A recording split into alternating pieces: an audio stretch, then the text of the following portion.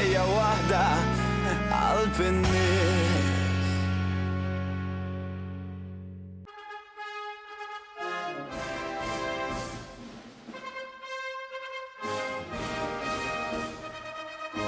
Malta servit ta' bażi militari għall-attakki tal-Alleati fuq vapuri tal-għadu illi kienu sejrin lejn l-Afrika ta' fuq. Bħala ritaljazzjoni, din il-gżira kienet taħt attakki kontinwament mill-qawwiet tal-għadu. Dan il-fort kien strumentali biex jiddefendi l-Malta, tant li Winston Churchill kien qal hekk dwaru. Malta kellha rwol vitali sabiex iddajjef l-isforzi tal-għadu. Fl-1942 il-port il-kbir kien ra l-akbar attakki fl-istorja tat-Tieni Gwerra Dinjija. Ġejt niltaqa' mal-kuratur Matthew Balzan sabiex jgħidilna aktar dwar ir-rwol ta' dan il-forti matul it-Tieni Gwerra Dinjija.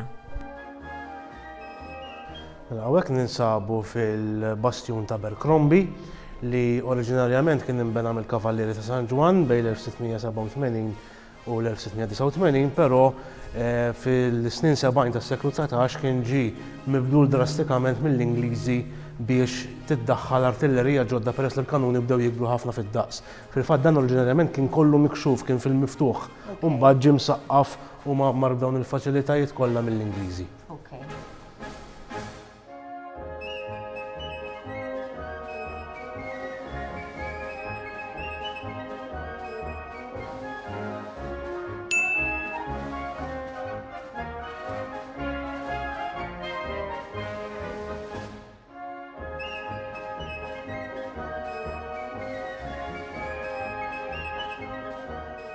Mela, hawnhekk ninsabu f'waħda mill-gun emplacements li kienu mbnew apposta bitħejja Tieni Gwerra Dinjija.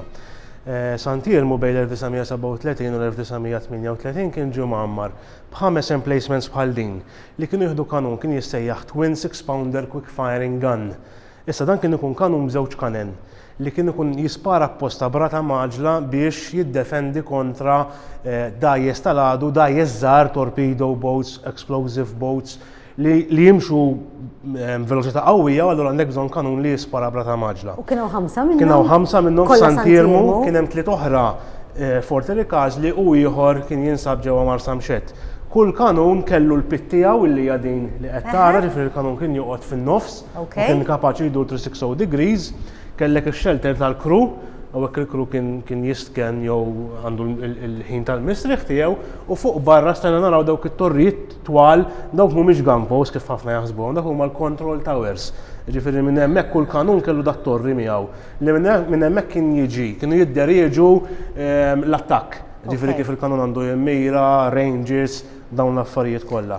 U Dawk kienu ammunition recesses jew cartridge recess. Dan il-kanun kien jispara cartridge, ġifieri inti għandek kien jispara jisu bullet kbira biex niftehmu. Ġifieri il-cartridge jissejjaħ għandek cartridge tar-ramp bħal dak li forsi kien naraw f'ħafna djar tan-nannit eċċetera.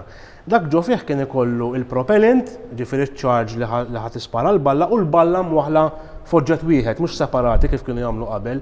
Ħafna minnhom kienu jistorjaw hawnhekk biex ikunu bil-lest ħdejja l-kanun f'każ ta xi attakk sorpriża, però taħtna hawn ħażen kbar fejn imbagħad kienu jżommu r-riserva ta' dan il-munizzjon u fil-faċċata hemm lift li jagħti u kienu jtellgħu il-munizzjon.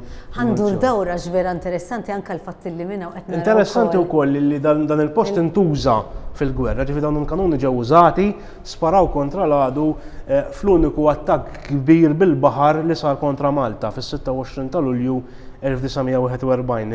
Il-flotta Taljana kienet pruvat tkisser id-difiżi tal-breakwater u d-daħla tal-port biex tattakka konvoj li kien għadu kif wasal. Però dawn il-kanuni kienu xejn dan l-attakk għal kollox.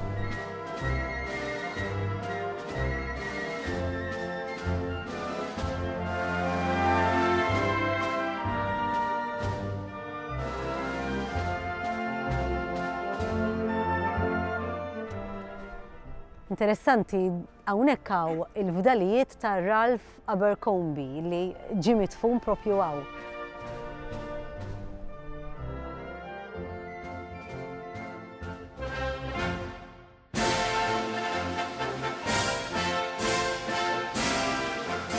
Il-Mużew Nazzjonali tal-Gwerra jinsab ukoll fil-Fort ta' Sant'Elmo, fil-fatt l-ewwel esibizzjoni fuq dan is-suġġett kienet ittellaq fl-1974 ukoll f'dan il-post. Ġie rilokat f'dan l-aħħar 7 snin qabel kien f'parti oħra tal-Forti Għaw diversi Iva, għaw diversi kmamar, issa illum il-ġurnata jkopru l-istoria militari ta' Malta matul diversi sekli, eżatt, ġifieri nibdew minn żmien il-bronż u nispiċċaw sa wara it-tieni gwerra dinjija. Issa jiena nduru bil-Kwiet imma llum ġejt apposta u ħammur mill-ewwel għalhemm għax irid nara l-George Cross.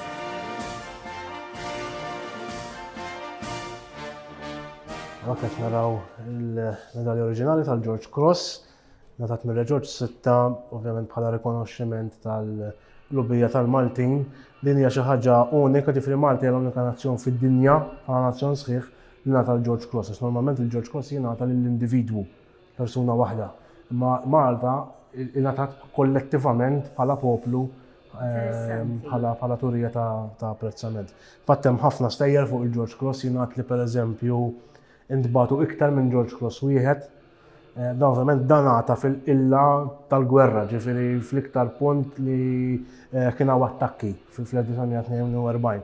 Pereżempju jingħatu stejjer li intbagħat wieħed bl-ajru u wieħed bil-baħar biex żgur jasal wieħed. U dejjem kien hawn ġieli kien hawn isom dawn il-conspiracy theories biex ngħidlek jekk hux vera l-oriġinali jew dan ġifieri kien hawn ħafna stejjer ma dak. U x'inhu dakinata u qiegħed immarkat l-istorja tagħna. Taħtu hemm littra oriġinali miktuba mill-Rewka. Nara kont se naqraha.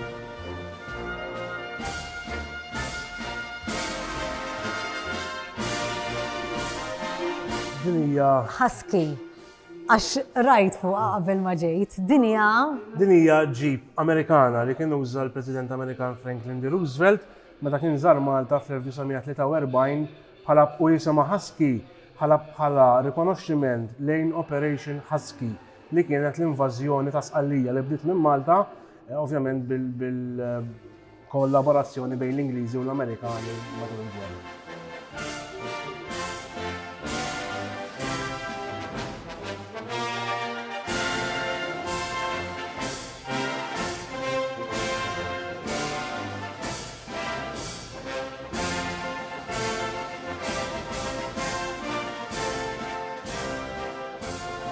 Grazzi Matthew, issa hawnhekk ħa nispiċċa jien fil-pjazza prinċipali tal-Forti Sant'Irmu, jonqos xtara f'dil forti fatti qed nara l-kappella qudiemi għax imbagħad għandek il-perjodu ta' żmien il-kavallieri.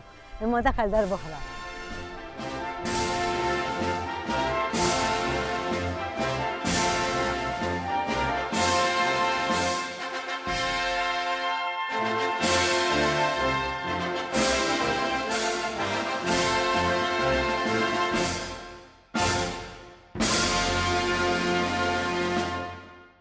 The Local Traveller jixtieq jirringrazzja lil Visit Malta, Gazan Mamo Insurance, Coke Zero, Kia by Motors Inc., Ministeru għall-Ekonomija u l-Industrija u l-Kunsill Malti għall-Arti.